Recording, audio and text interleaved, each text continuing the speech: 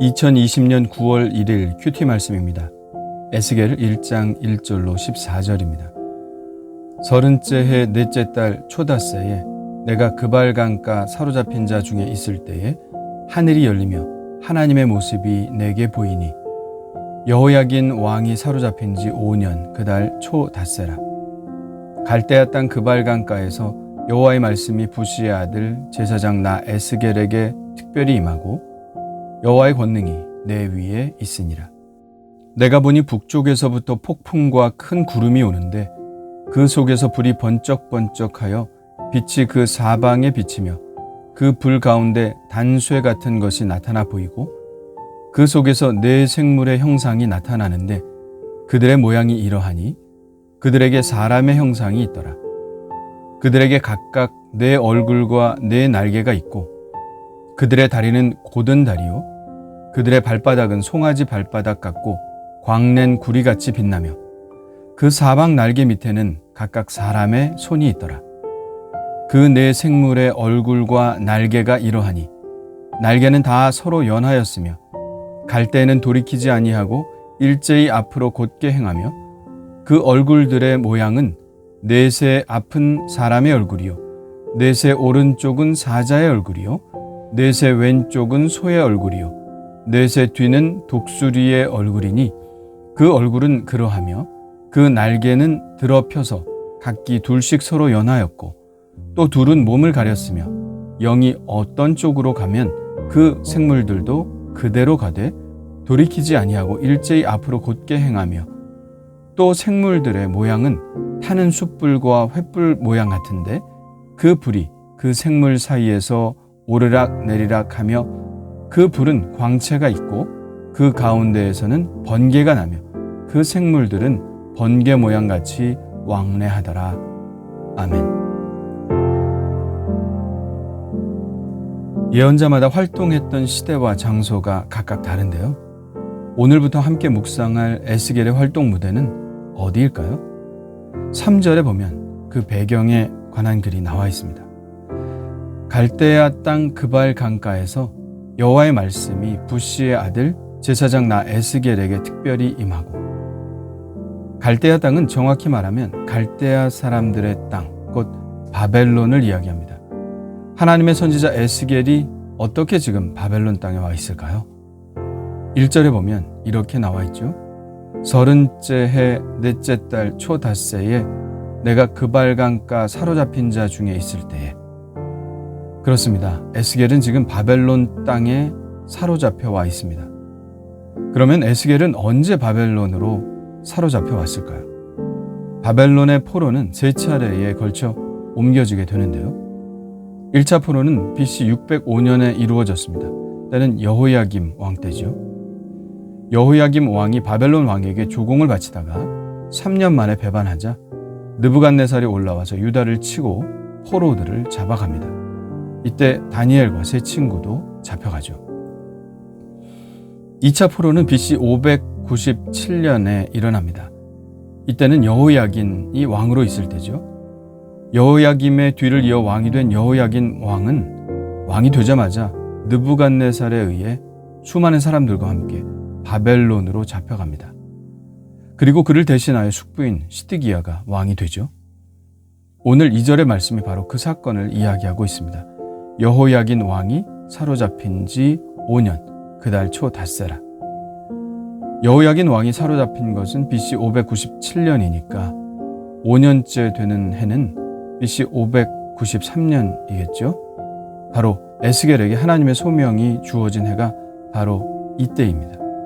에스겔도 여호야긴 왕이 포로로 끌려올 때, 즉 2차 포로 때 많은 사람들과 함께 바벨론으로 끌려왔죠.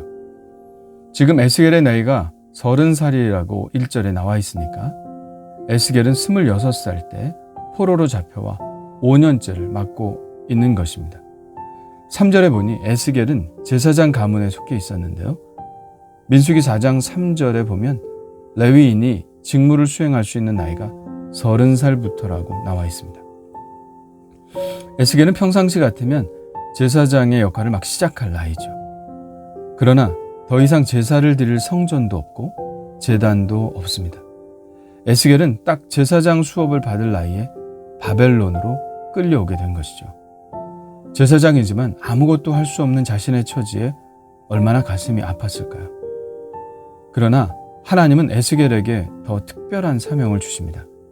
바로 제사장직을 수행할 그 나이에 하나님은 에스겔에게 예언자의 사명을 주신 것이죠. 3절에 이렇게 말씀합니다. 갈대아 땅 그발 강가에서 여호와의 말씀이 부시의 아들 제사장 나 에스겔에게 특별히 임하고 여호와의 권능이 내 위에 있으니라. 여기서 여호와의 권능이란 여호와의 손과 같은 말입니다. 또 내 위에 있다는 말은 사로잡다라는 말입니다. 하나님의 손이 에스겔을 사로잡았다는 것이죠. 에스겔은 하나님의 손에 사로잡혀서 하나님의 대언자로서의 매우 특별한 삶을 감당하게 됩니다. 그는 오늘 말씀에서 하나님과 처음 만났을 때의 광경을 묘사하고 있는데요. 그는 하늘이 열리며 하나님의 모습을 보았고 하나님이 타고 계시는 불수레를 보았습니다. 14절부터는 그 놀라운 광경을 설명하고 있죠. 이 말씀들을 보고 에스겔이 본 것이 정확히 어떤 모습이었는지를 그려내는 것은 쉽지 않습니다. 언어를 통해서 묘사하는 것이기 때문에 듣고 상상력을 발휘하는 사람들마다 각각 다른 모습들을 그려내겠죠. 좀 복잡하기도 하고 기괴하기도 하지만 에스겔이 묘사한 그 모습들을 보면서 중요하게 묵상되는 것이 있었습니다. 똑같은 그룹의 모습을 보았지만 이사야 6장에서 묘사하는 그룹들은 하나님의 거룩한 성전 안의 모습을 묘사하고 있는 반면에 에스겔은 바퀴가 있는 곧 움직이는 보좌의 형상을 보았다는 것입니다. 이것이 의미하는 것이 무엇이겠습니까? 이제 성전은 없어졌어도 하나님께서 그 성전을 떠나셨어도 하나님은 결코 이스라엘 백성들을 떠나지 않으신다는 것 아니겠습니까?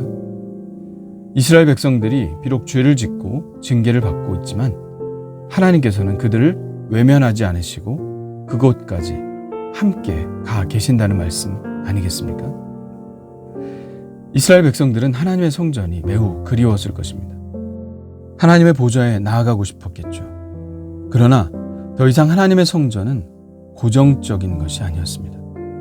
하나님의 성전은 당신의 백성들이 있는 곳 어디에나 함께 계신다는 것을 그들에게 보여주는 것이 바로 움직이는 보좌의 환상이 의미하는 것이라고 믿습니다. 하나님은 우리가 어디에 있든지 함께 계십니다. 그것이 비록 징계의 현장이라 할지라도 고생의 물과 수고의 떡을 먹는 고난의 현장이라 할지라도 하나님은 우리와 언제나 함께 계십니다. 움직이는 보좌의 모습이 우리에게 보여주는 것이 바로 그 메시지가 아닐까요?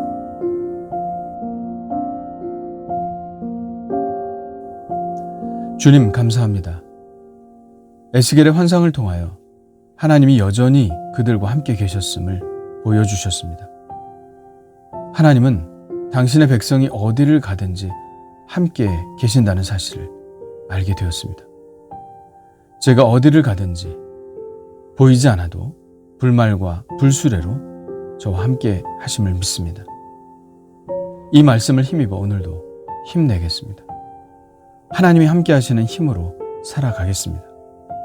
오늘도 성령의 능력으로 저를 사로잡아 주시사 하나님의 특별한 사명에 쓰임받는 한 날이 되게 하여 주시옵소서. 예수님의 이름으로 기도합니다. 아멘.